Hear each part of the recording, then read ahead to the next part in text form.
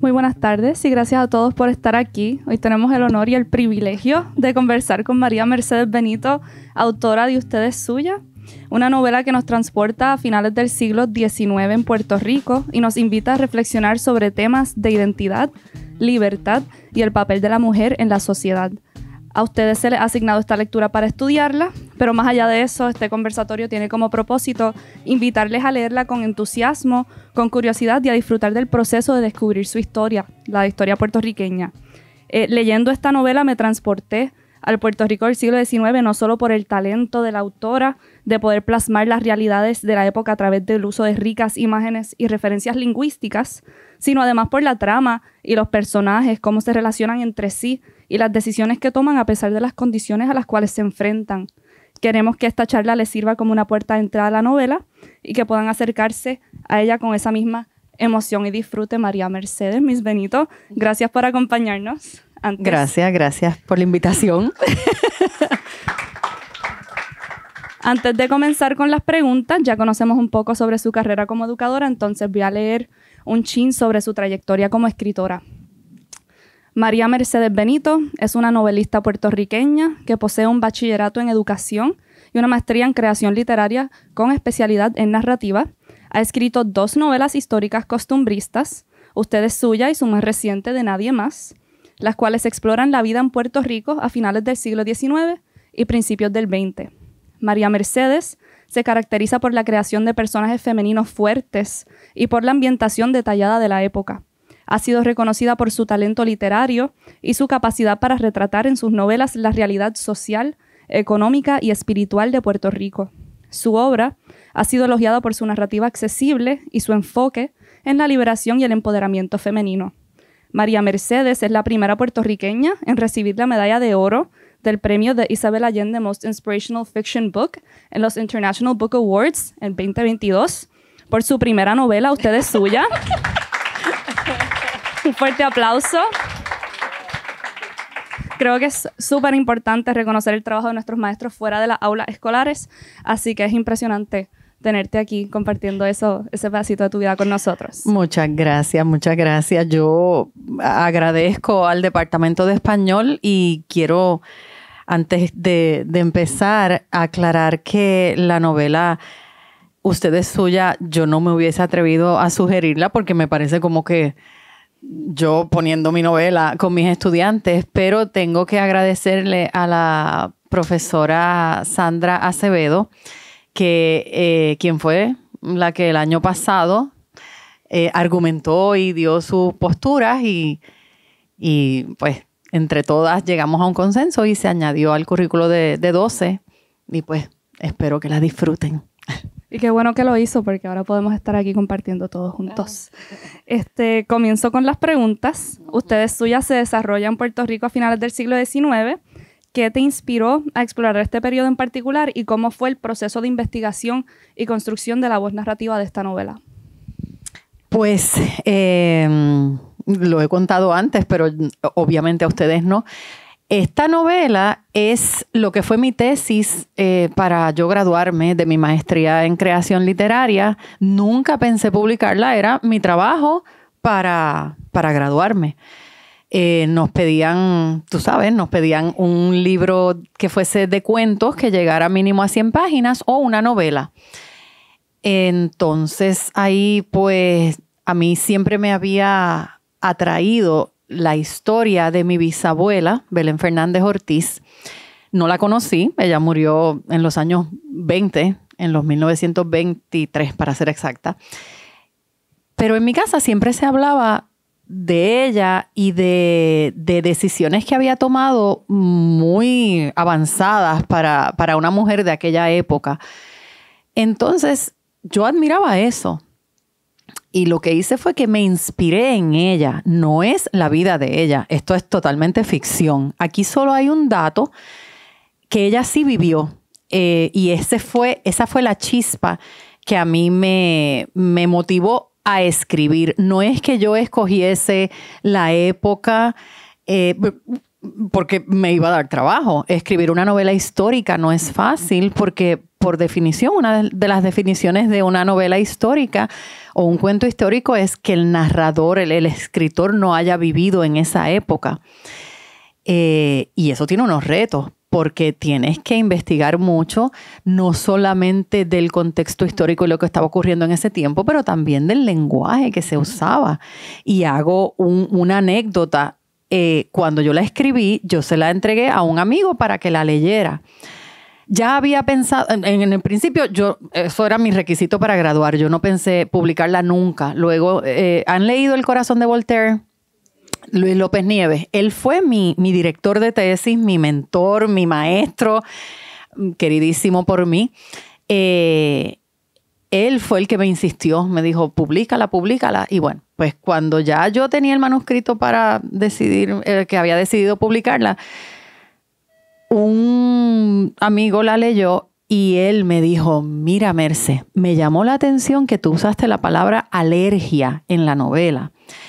Y él fue más allá que yo. Eso es uno de los retos. Me dijo, esa palabra no se usaba en el siglo XIX, se acuñó en el léxico español en el siglo XX. Pues mira, era un error mío. Eso se llama anacronismo, cuando tú pones algo que no está a la par con la época. Pues yo lo que hice fue que le di una vueltita a la oración y saqué la palabra alergia, pero hasta eso es un reto. O sea que yo, para contestar tu pregunta, yo no es que yo quise ubicar mi novela en ese tiempo, sino por la vida de Belén y quería, pues como ella vivió, ella nació en el 69, por ahí, 1800, pues casualmente la ubiqué.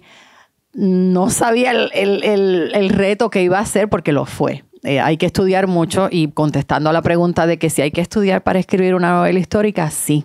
Y sobre todo, en esta novela, lo que es el derecho español, las leyes que había, porque los americanos, los estadounidenses llegan durante el tiempo en el que se desarrolla, pero antes de eso, lo que se llevaba aquí era el derecho español y eso fue cuesta arriba, y una de las cosas maravillosas es que tú aprendes un montón. Una de los detalles que más me llamó la atención, y eso la Belén real lo vivió, es cómo se manejaba el aspecto económico en una familia. Hoy en día, tú llegas al matrimonio y la mujer tiene sus bienes y el hombre tiene los suyos. Y lo que es tuyo, siendo mujer. Y lo que es del hombre es del hombre. Ahora después vienen los bienes comunes. Cuando ya te casas, pues todo lo que tienes a partir de tu matrimonio. Pero en el tiempo de Belén no. La mujer se casaba y eso era por ley. Todo lo de ella pasaba a ser del hombre y el hombre lo manejaba. Y así se fueron muchas fortunas con hombres interesados con el capital de su mujer. Y ya van a ver las cosas que pasan ahí, si no es que ya la han leído. ¿Alguien la ha leído ya? Alguito. No, tienen examen el martes que viene. Sí, bueno, pues eso. Me parece súper bonito que un proyecto de tesis que realmente ni pensabas publicar te haya no solo ayudado a conectar con ella, con Belén, ver cosas que ella se pudo haber enfrentado en la realidad, y además que haya resultado en algo tan hermoso como que te hayas ganado un premio a raíz de eso. Así que quiero hablar un poquito más sobre ese proceso de escritura, especialmente como fue un proyecto de tesis.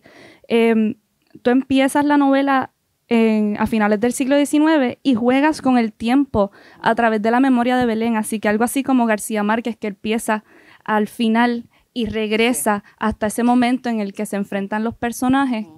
¿Eso fue algo que tú siempre quisiste trabajar o surgió con el desarrollo de esa escritura? Pues la maestría que yo hice se centraba más en la escritura de cuentos. Y a mí personalmente, a mí me gustan las películas, me gustan las novelas que empiezan, eso es un término en latín que se llama en media res, en el medio del asunto, en el medio. Y luego vienen las retrospecciones. Siempre pregunto cuando hablo de este tema, ¿ustedes han visto la película de Emperor's New Groove? Empieza en media res, empieza ya él siendo una llama y luego ¡vup! retrocede en el tiempo y se va hasta, empieza cuando él nace. Pues eso es lo que es en media res, empezar en el medio de una historia, hacer una retrospección y quizás volver al presente y vuelves haces una retrospección. Cuando empieza por el final de una historia es en extrema res, que también hay películas que empiezan por el final y luego da esa retrospección y te empieza la historia desde los comienzos. Pues a mí me gusta eso como lectora, me gusta ver películas así y la mayoría de mis cuentos fueron así. El primer cuento que yo escribí fue en media res, fue en extrema, empezó por el final y luego hice una retrospección.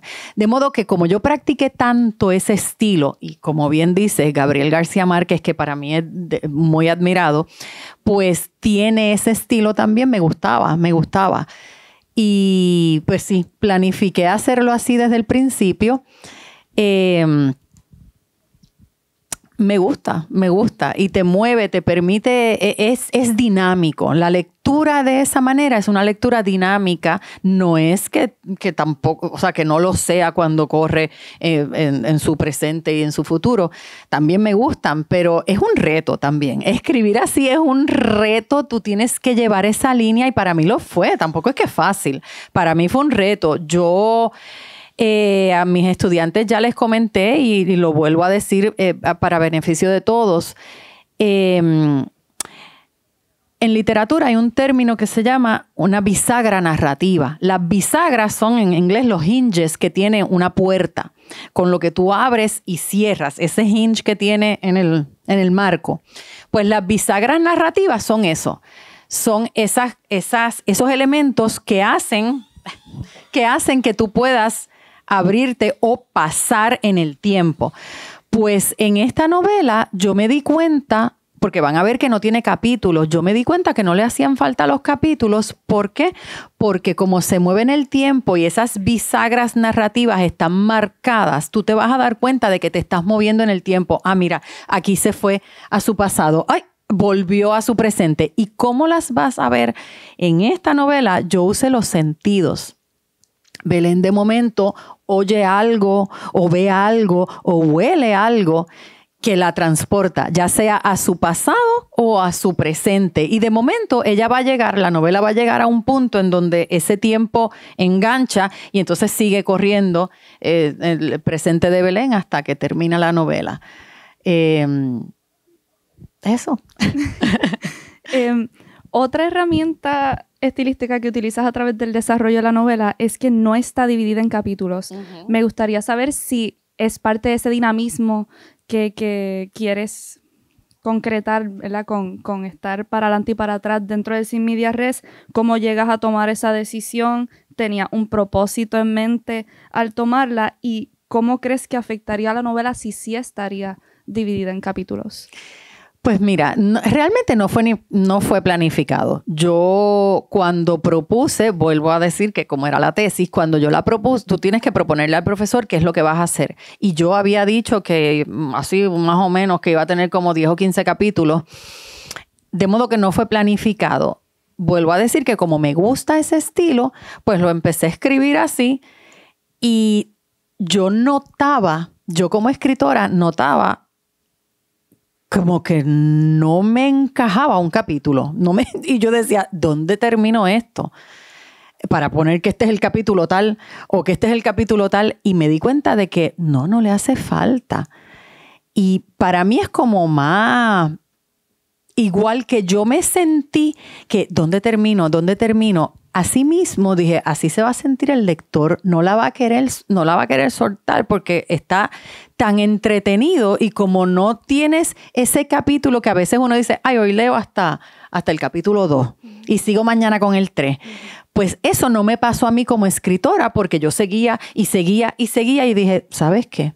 Esto es lo que voy a hacer para que el lector sienta esto mismo que yo. No quiero soltarla, quiero seguir. Y esa fue... Desde el principio no estuvo planificado. Yo te diría que como a las 40 o 45 páginas yo dije, no voy ni a perder el tiempo en poner capítulos. Y como eso no es una regla, en la literatura no hay una regla en las novelas que le diga al autor, usted tiene que dividir su novela en capítulos, tiene que ponerle nombre al capítulo, o no lo hay. De hecho, usted han visto novelas epistolares como El corazón de Voltaire, que es una novela epistolar, que son cartas, son correos electrónicos. No hay una regla que le haya dicho a López Nieves, tú no puedes hacer una novela. Bueno, como no hay regla, pues Merce hizo lo que quiso. A uno le parecería que es un detalle pequeño, pero impacta al leer la novela. Un detalle que es bien importante, es una de las decisiones más fuertes que uno toma como escritor, es el título. Y estoy segura que es una pregunta que le han hecho 1000 veces, pero ¿cómo llega a ese título? ¿Qué significado tiene para la historia? Todo. A mí me da mucho trabajo poner los títulos. Siempre estoy bien indecisa y me pasó con los 40,000 cuentos que escribí en la maestría. Dios mío, qué trabajo me daba. Hay gente que tiene la dicha de que tiene un título y a partir de ese título escribe un cuento o una novela. Yo encuentro eso bien dichoso. No es mi caso. A mí me da trabajo poner los títulos, pero volviendo a nombrar a López Nieves, él siempre nos decía, tranquila, la novela o el cuento te va a dar el título. Y yo siempre he confiado en eso. Me va a salir. Yo sé que me va a salir. Yo voy, y no es que no lo piense, yo voy pensando, pero todavía no le tengo. Y en el caso de esta, como no la han leído, se van a dar cuenta que es un personaje que le habla a Belén y de ahí es que sale el título. Y la importancia de esa escena y el mensaje y el valor que tiene, pues como dije, es todo, porque en los tiempos en los que Belén vivió e incluso todavía se ve. No se ve tanto, pero se sigue viendo y ahí yo pongo a mi mamá y a mi suegra. En esos tiempos tú eras Belén Fernández de Calzada. Mi mamá se llamaba Monserrate, gracias a Dios que no me puso ese nombre, pero mamá ella le decía Monsin, ella era Monserrate Colón. Ella ponía Monsin C, ni siquiera ponía el Colón, de Benito. Mi suegra se llamaba Luisa Girona, ella era Luisa G. de Morales, y eso era bien común, tú eras la mujer de... Y a ella, pues, le dicen, no se olvide de quién es usted es suya. Y yo no soy de esa generación, yo soy Merce Benito. Yo, Morales de mi marido ni lo pongo. Mis hijos son Morales, yo soy Benito. Y siempre lo he sido. Y ese es el mensaje, tú eres tuya, tú no eres de nadie, tú eres tuya. Y ese es el mensaje. Y se lo digo a todos, no solo a las niñas, o sea, tu nombre es el tuyo y tú eres tuyo. No es que no te debas a los demás. Es precioso estar y ayudar y sentir que tú tienes tu grupo y que tú perteneces a un grupo, pero últimamente tú eres tú. Tú eres tuyo. Tú eres tú. Y eso para mí es bien importante, bien importante. Qué bonito que el título también surja de uno de los personajes que le dice a Belén que además de que Belén es suya, ella también es parte de un elenco majestuoso de personajes. Me gustaría saber si tienes un personaje preferido, porque a mí entre todos esos personajes, Candelaria, Marcial, el tío Joaquín, así que me gustaría saber si tienes algún personaje preferido. Yo sé que tienes también el don de escribir a un buen villano, porque cada vez que esa persona sale en la novela a mí me daba como una rabia. Así que quiero saber un poquito sobre ese proceso de la creación de personaje. Sí, pues sí, tengo mi personaje. Bueno, yo te diría que tengo dos favoritos. Y son mujeres las dos. Una es Belén, pero más que Belén, mi personaje favorito es Candelaria. Ya verán a Candelaria, la conocerán. Para mí Candelaria es esa conciencia, esa realidad. Como Belén es joven, porque van a ver que es una muchacha joven, ella todavía se está formando y Candelaria es parte de esa formación. Candelaria es una mujer ya con experiencia Y es esa vocecita aquí atrás de la conciencia de Belén y quien la guía y quien la protege. Yo en un momento digo, la Virgen de la Candelaria es una virgen. Y yo en un momento digo que era como el manto protector de la Candelaria, porque ella protegía a Belén. Y entre los villanos, porque para mí hay más de un villano, hay uno que es villanísimo, es malo. Pero fíjate, es malo, pero no cae. Hay un término que es el maniqueísmo, que es malo, malo, malo, malo, malo, malo. Eso no es bueno. Tú no puedes poner a una persona, porque no hay nadie 200% malo. Siempre tiene un fondito, tiene algo que no es malo del todo. Y tú no debes en una novela o en una película poner a un villano irreal, porque igual, siempre tienen un cantito bueno. Pues no voy a decir, digo quién es el villano. No sé. Bueno, pues es bueno que la van a leer, pero hay un personaje que no es bueno. Y hay otro que tampoco es bueno, pero igual tiene sus cantitos buenos.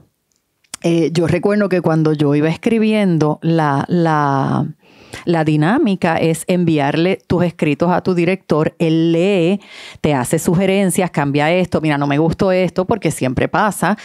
Y él te devuelve esas páginas, tú arreglas y vuelves a mandárselas y te aprueba o no te aprueba. Y pues ya como en la página, qué sé yo, como en la segunda entrega, ya López Nieves me decía, hoy estoy que espero tus entregas, quiero seguir leyendo. Y en unas escenas ya avanzadas, él me escribe y me pone, yo lo aguanto y tú lo pateas. O sea, que le cogió como manía a uno de los personajes. Pues sí, Candelaria es mi personaje favorito y Belén en segundo término, porque Belén, para mí, muchas personas me dicen, ay, que ella es una heroína. Yo no encuentro que ella es heroína. Yo la encuentro la persona más natural, hasta simple, bien real. Para mí ella es bien real porque ella sí toma unas decisiones de avanzada y sí muestra valentía, pero también muestra muchos temores y dudas, porque es que volvemos, eso es natural. Yo no puedo poner ahí una mujer que se coma el mundo, que siempre hablan del empoderamiento, que para mí eso es palabra nueva, porque en mis tiempos esa palabra no se usaba. Yo en mis tiempos era, pues mira, metió mano, echó para adelante, pero eso de empoderamiento que suena tan bonito, pero aunque sí ella toma las riendas de su vida, pero no es, o sea, tiene un montón de dudas, indecisiones, y eso es natural. Que dudemos, que tengamos miedo, eso es natural. No por eso tú no vas a ser valiente. Porque si tú puedes tomar una decisión bien valiente, pero la tienes que haber pensado un montón y tienes que haber tenido miedo, y eso está bien también, eso es natural. Y por eso a mí me gusta Belén, porque Candelaria es la fuerte porque tiene experiencia y es atrevida y no se le para una mosca encima, pero Belén también es valiente, pero una mujer bien, bien genuina, con miedos y dudas también. Para mí eso tiene mucho que ver también con que ella es una mujer joven, sí. Y en mi opinión, ella, gracias a su relación con cada uno de estos personajes, como dice que Candelaria es esa voz que está en la parte de atrás de su cabeza, Belén se desarrolla a ser una mujer fuerte como lo es Candelaria y una mujer decidida también. Eso lo vemos un poquito más en la secuela, ¿verdad? Oh, sí. Pero si tuvieses que describir a Belén en 3 palabras, ¿cuáles serían y por qué? ¿Y cómo ves la evolución del rol de la mujer a través de su personaje? 3 palabras. Duda. Enfrentamiento y decisión firme. Ahí dije 2, pero eso, dudas, enfrentamiento porque se enfrenta y decisión porque toma sus decisiones al final. Y la evolución, me preguntaste. ¿Cómo ves la evolución de la mujer a través de Belén, que ella pasa de ser una joven a una mujer ya decidida, como dices? Pues la evolución de cualquier persona para mí, no solo de Belén, son las experiencias y cómo tú las enfrentas. Eso es para mí bien amplio. Yo no soy psicóloga ni nada, pero la vida nos va moldeando. Y cada persona viene con un paquete y vienes con una personalidad que también se moldea y vas afinándote con tu familia, con los que tienes cercanos, hasta con tus maestros. Eso te va definiendo y vas evolucionando. Dependiendo de cómo tú aceptes o no aceptes lo que te está pasando, pues serán las decisiones buenas o no tan buenas que tomes. Yo pienso que esa es la evolución de ella, parte de su personalidad, parte de quien estuvo a su lado, parte de lo que le tocó vivir y ese deseo de no quedarte patinando ni lamentándote de lo que te está pasando. Y eso lo digo como consejo para cualquiera. Los que son estudiantes míos saben que yo me paso aconsejando, pero es eso, a todos en algún momento de la vida nos va a pasar algo que no es tan positivo porque eso es la vida. Pero uno no se puede quedar patinando ahí, ni te puedes quedar lamentándote todo el tiempo. No. Y lo vas a ver en Belén. A ella le pasaron 20,000 cosas y vuelvo a decir que esto es ficción, pero hay un evento aquí eso lo puedo decir, que tiene que ver con una finca. Eso ella lo vivió. La bisabuela mía vivió esto y ella no se quedó patinando. Ella tomó decisiones que hoy en día a ti te parecerían, ay, pues eso yo hubiese hecho. Pero en aquel tiempo no. Cuando uno entiende cómo era el tiempo y cómo era vista la mujer y cómo era la sociedad de aquel tiempo, lo que esa señora hizo no era común para aquel tiempo. Por eso es que a mí siempre me llamó la atención y la mujer le debía tanta obediencia al marido, y uso la palabra porque esa es la palabra que se usa. La mujer le debía obediencia a su esposo, y no es hasta la década de los 70, que eso es nada. Ustedes dirán, uy, no, eso es un montón, pero ya yo había nacido para los 70, ustedes no. Pero hasta los 70 la mujer por ley en Puerto Rico le debía obediencia a su marido, y su marido hacía lo que quisiera con todo. Eso, gracias a Dios que hemos evolucionado. Y yo, pues, eso es lo que trato de mostrar en esa novela, porque ella evolucionó en vida real también y se atrevió. Y luego a mí me encantaría una charla después, si la jefa lo permite, luego de que ustedes lean la novela, porque yo sé que van a tener preguntas, pensando en que está inspirada en la vida de ella, no basada en su vida, porque vuelvo a decir, yo no la conocí, pero hay muchas cosas que gracias a Dios hemos mejorado. Eso es algo de admirar de Belén. Algo que aprendí de Belén es que ella toma la decisión con miedo. Y aún así lo hace. Eso es algo que yo aprendí de ella. Así que antes de pasar a preguntas del público y de los estudiantes, me gustaría saber qué tú crees que un lector joven puede aprender o cuestionar a raíz de la lectura de ustedes suya. Primero es que cuando usted viva algo que sienta que no es normal, porque uno tiene la capacidad de darte cuenta, esto no está bien. Ustedes están criados con unas familias con valores y eso uno lo internalizas, y tu crianza te hace darte cuenta cuando algo no está bien.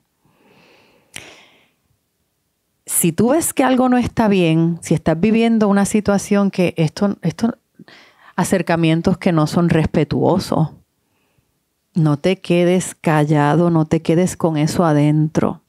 Habla, busca una persona con quien hablar, porque lo van a ver ahí. Y yo siempre hago el cuento, y esto lo puedo hacer sin temor a dañar. Yo viví una situación más o menos a la edad de ustedes. Nunca me pasó nada, ni fue algo horrible, pero me quedé callada y jamás conté nada en mi casa. Fue un acercamiento de un profesor y yo sabía que eso no estaba bien. Saqué negativo 60 en la clase. Me dio F.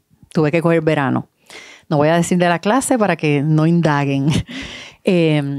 Pero fue algo que yo sabía que no estaba bien, y yo sabía que él tendía a buscar su nena de grado 11. Tenía fama. Todos mis compañeros varones lo sabían. Y como yo no accedí, pues se buscó a otra. Y ese año, esa nena de 11, él se la llevó a fin de año. Se fugó con esa niña, un hombre casado. Y sonó el teléfono en mi casa, eso fue ya en mayo, se me paran hasta los pelos. Sonó el teléfono en mi casa en mayo, como a las 3 de la mañana, que una llamada a esa hora, cuando no había celulares ni nada, pues no era normal, y en mi casa todo el mundo se despertó. Y era el papá de esa niña, que era amigo de mi papá, pidiéndole el teléfono de un abogado a mi papá. Y papá me busca y me dice, ¿tú sabes algo de esto? Y cuando él me cuenta, fulano de tal se llevó a fulanita. Y yo me quedé y yo le dije, papá, y en ese momento fue que yo le conté lo que a mí me pasó en agosto. Y yo, al sol de hoy, a mis 58 años, jamás me olvido de lo que yo sentí. A mí me dio una vergüenza tan grande porque mi papá me dijo, y nunca se me olvidan esas palabras, me dijo, ¿por qué tú no hablaste? ¿Por qué tú no contaste eso en ese momento? Porque se hubiese evitado lo que pasó hoy. Y a mí eso no, siempre digo lo mismo, cuando usted siente que algo no está normal, háblelo. Háblelo porque a lo mejor a mí no me dañó. Yo no permití que ese señor me hiciera daño. Saqué F y cogí verano, pero no, ni me arrepiento. Pero yo pude haber evitado, yo nada más no, todos mis compañeros, porque nadie hablaba y todo el mundo se daba cuenta. Así que eso, de las cosas que yo puedo pensar entre los mensajes, porque tiene varios, es eso, no te quedes callado si ves que algo no está bien, háblalo. Gracias por confiarnos eso y qué bueno que ahora sí puedes contar esas historias y compartir, ¿verdad? Esa sabiduría de no quedarse calladas jamás. Así que y aprendemos eso de Belén también. Qué bueno que lo hayas podido transmitir en tu novela. Sí. Así que gracias por todo, por compartir esto con nosotros. Yo te quería hacer una pregunta a ti, porque yo sé que tú leíste la novela. ¿Tú les puedes decir algo sin dañar tu impresión, no voy a decir tu gusto, tu impresión cuando la leíste, sabiendo que me conoces, porque eso también tiene como una influencia, no sé, a lo mejor positiva o negativa. ¿Qué sentiste tú? Porque a mí me encanta oír a los lectores. Bueno, pues la leí con miedo. Así como Belén toma sus decisiones con miedo y lo hace de todos modos, la leí con miedo porque te conozco y tenía miedo de que no me fuese a gustar la novela. ¿Cómo me ibas a enfrentar? ¿Cómo te iba a decir yo que no me gustó? ¿Cómo te iba a decir que me gustó si no me gustaba? Pero no, me fascinó la novela. Creo que desde el primer momento en que comencé a leer tenía también miedo porque es una novela histórica, que entonces que no fuese a empaparme tanto, no me fuese a embelezar como me embelecé, porque de verdad que fue que la tomé y no pude soltarla. Hay muchas escenas que podría hacer alusión, pero no puedo. No me gustaría arruinarles la novela a ustedes. Creo que el lenguaje que utilizaste y el hecho de que eres maestra definitivamente influye en el lenguaje con tanta simplicidad, y lo digo como un halago, que puede expresar y plasmar unos tiempos tan complicados y tan complejos de la historia de Puerto Rico y que lo hagas con tanta naturalidad también. Así que eso es lo que puedo decir ahora mismo sin arruinarle la novela a ustedes. Sí, yo creo que eso que acabas de decir influyó en que esa novela, yo sin proponerlo, a mí me contactaron varios maestros de otras escuelas por eso mismo, porque dijeron, wow, esto es una novela como para escuela. Y no, volvemos, que yo no la escribí con ninguna intención, solamente graduarme. Y ha sido esa misma impresión de que, que fácil se lee. Es lo que me comentan viejitos, viejitas, mediana edad, jóvenes, o sea que llega. Sí. Ay, pues, No, pues abro el foro. Pregunta. Voy a pasar con el micrófono para que se escuche en la grabación, así que no hablen fuera del micrófono, por favor. Alguien que tenga alguna pregunta. Voy con Lorena y después con Jacobo por ahí. ¿Nos puede contar sobre la portada y el arte detrás de eso? Pues la portada, yo quería algo simple. No quería mucho color, quería algo simple. Y como a mí me gustan las libélulas, yo tengo un llaverito que se me rompió y lo tengo pegado en un mosaico que yo hice y la puse ahí. Pero bueno, viendo ese llaverito dije, wow, pues mira, una libélula.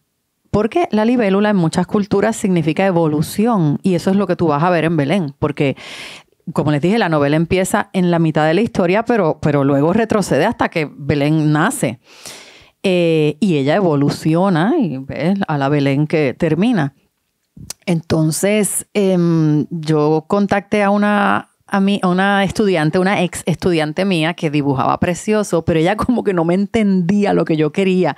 Yo quería una libélula como no muy definida y medio chunky. Así. La cuestión es que ella me mandaba unos bocetos de una libélula espectacular, toda perfecta, y yo, es que eso no es lo que yo tengo en la mente, porque volvemos, Belén no es perfecta, para mí ella no es perfecta. Y se las envío a mi hija, esos dibujos que ella me envió.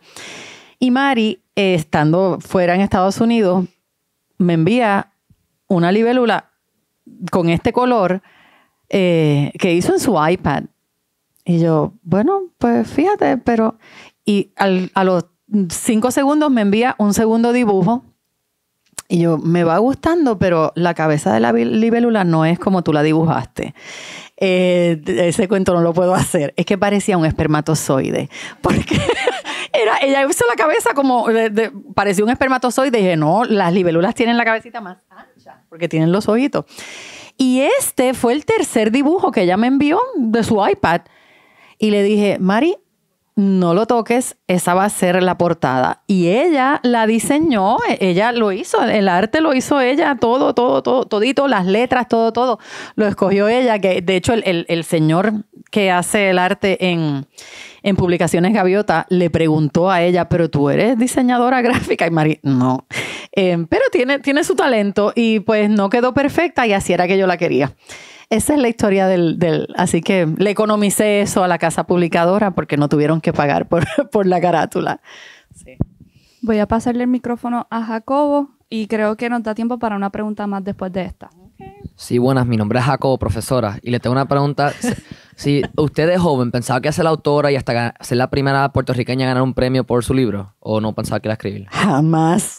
Yo lo digo bromeando y en serio. Yo no escribía. Yo no tenía ni un diario. En mis tiempos las nenas tenían diario. Yo ni eso. Yo no escribía nada. Nada. Y el cuento es demasiado largo para hacerlo aquí, como yo llegué a escribir una novela, pero... Yo puedo decir que es casualidad. A mí me gustaba escribir, pero otro tipo de... No ficción. Ensayos, opiniones. Ficción jamás. Esto llegó cuando tenía que llegar porque nada es tarde, nada es temprano. Las cosas llegan cuando te tocan. Hay gente que empieza a escribir a los 15 años y otras como yo a los 50. O un poquito antes. Pero por ahí. No. Si a mí me hubiesen dicho... Es más, en high school, a la edad de ustedes, si a mí me hubiesen dicho, tú vas a ser escritora y vas a tener novelas publicadas, yo me hubiese reído. Si a mí no me gustaba ni leer, a la edad de ustedes, a mí no, yo leía por obligación, por lo que había que leer, lo que estaba en los libros, las novelitas que mandaban. Es más, Dios mío, pero no me importa. No, yo no me avergüenzo de nada de mi vida. Yo ponía a mi mamá a leer. Yo, mamá, no tengo tiempo. Lee Marianela, que hoy en día me encanta. Y mamá me la contaba y yo así cogía el examen. Yo no leía. Yo empecé a leer adulta. Y una vez empecé y le cogí el gusto y tuve ya como que pues la mente de...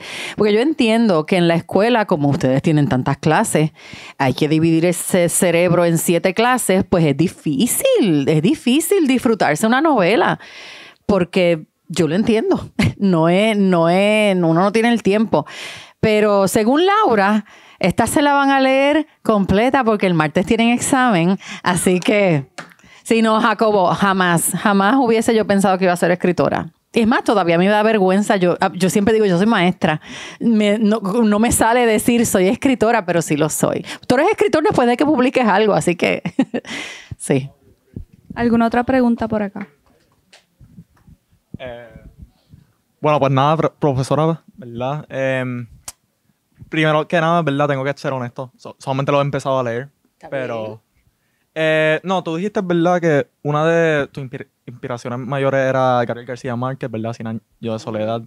Y algo que me interesa mucho, ¿verdad? Especialmente cuando estaba empezando a leer la novela es, de nuevo, como tú dijiste, el tiempo.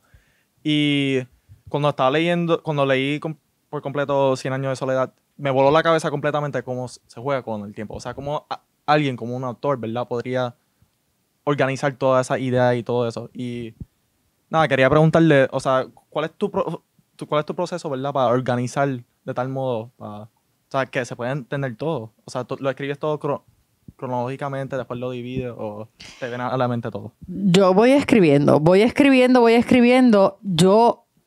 Yo nunca hago un bosquejo de lo que voy a escribir. Y a veces surgen cosas mientras estoy escribiendo, algo que escucho, algo que me gusta, no sé, algo que me pasa. Porque también hay conversaciones que van a ver que han sido mías. Pero yo las pongo en los personajes. Pero llevar la línea del tiempo en una novela como esta, que va tanto hacia atrás y hacia adelante, fácil no es. Fácil no es. Yo, según iba escribiendo, yo iba marcando, obviamente, dónde es que cambio, porque me tengo que acordar de en qué escena estaba para volver a esa escena, y eso no es fácil. Yo me senté y luego de terminada me senté para no cometer, o sea, de que estuviese bien esa línea, y yo apuntaba dónde eran los cambios, y sí, tienes que llevar la cuenta por escrito. No es lo mismo, es mucho más fácil escribir una novela que siga corriendo en el tiempo en una sola dirección. El que es hacia atrás y hacia adelante, fácil no es, y yo lo tengo que marcar porque cometo errores. Sí. ¿Y dónde estaba? Y que, como les dije, yo uso, y estén pendientes a eso, yo uso los sentidos, que si ella escucha, que me acuerdo que hay una que a mí me encanta, ella,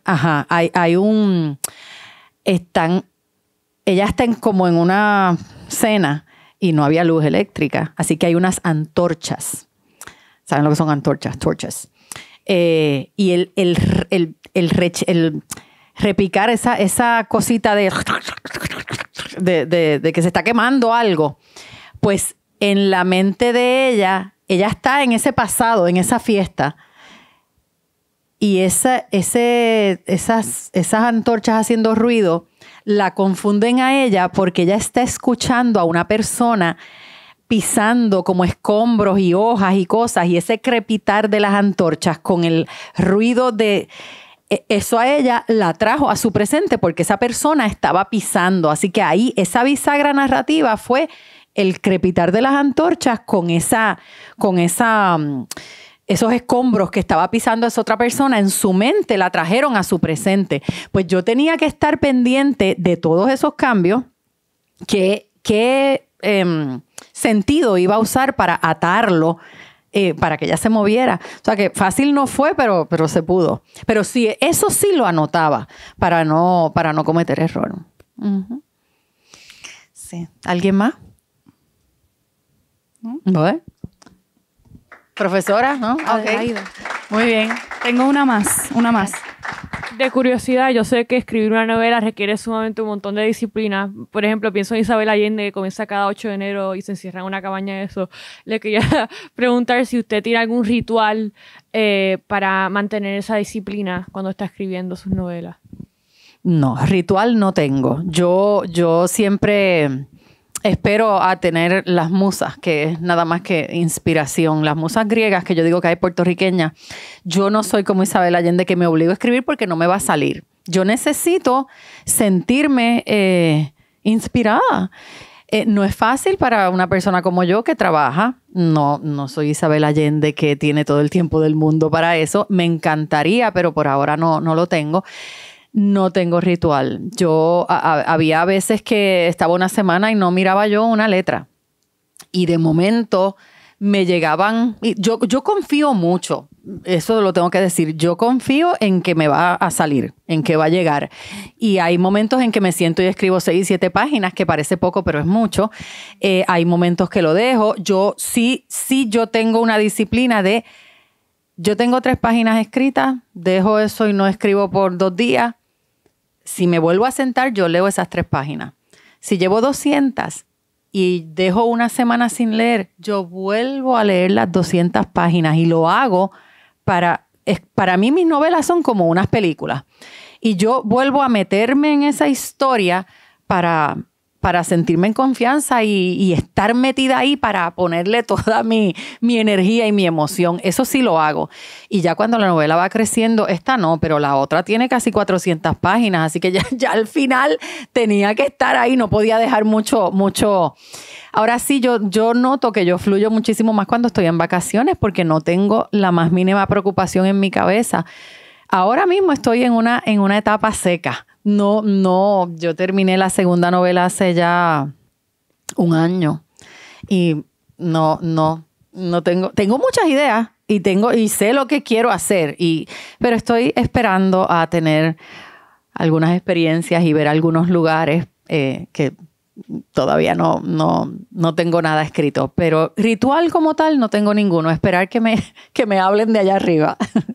Sí. A computadora. Al principio de mis tiempos de escritora, imposible para mí escribir en computadora. Era una cosa que no podía. Yo todo era a lápiz en papeles. Pero te digo, muchos cuentos fueron a lápiz y papel. Y después, obviamente, los pasaba porque había que entregarlos. Pero llegó un punto que no puedo ni acordarme cuándo fue, que ya es todo en computadora, que es bien raro para mí la sensación cuando porque cuando la segunda llegó ya estaba acostumbrada, pero cuando esto llegó como libro, yo siempre lo había leído en la computadora y en papeles Word. Esto llegó a mis manos el 30 de octubre del 2021. Cuando yo lo abrí y yo empecé a leer, yo sentía que era como de otra persona. No, yo no podía, y yo creo, no sé si eso le ha pasado a todos los escritores, Jackie, porque ¿te pasó que tú sentías que era de otra persona? Yo miraba y wow, y esto lo escribí yo. Como que, y entonces, pues, esto es un proceso que toma tiempo. Yo había escrito la novela, yo la terminé en el 20 y no es hasta el 21, año y medio después que viene el libro. Pues muchas cosas se me habían olvidado. O sea, y me pasaba, ¿y en qué momento a mí se me ocurrió esto? Y ahí es que yo digo, wow, esto es la inspiración. Porque hay cosas que yo sí sé. Yo me acuerdo porque esto fue tal y esto fue... Pero hay otras que no sé ni cómo me salió a escribir eso. Es una sensación bien rara. Sí. Pues bueno, yo espero que la disfruten. Espero poder tener una charla después de que la lean, porque es posible que tengan preguntas, inquietudes, y me encantaría, en la medida en la que yo pudiese, contestar sus inquietudes. Bueno, pues les agradezco a todos. Gracias por estar. Y a la profesora Vanessa, que tuvo la idea de venir, y a ti, muchísimas gracias, y a Sixto también. Mientras van saliendo, hago el cierre. Gracias por estar. Gracias a quienes enriquecieron la conversación con sus preguntas. Gracias a SJSPR Radio y a Sixto Ortiz por documentar esta conversación, y al Departamento de Español y a Vanessa por la invitación. Así que nada, buen provecho. Gracias a todos. Bye bye.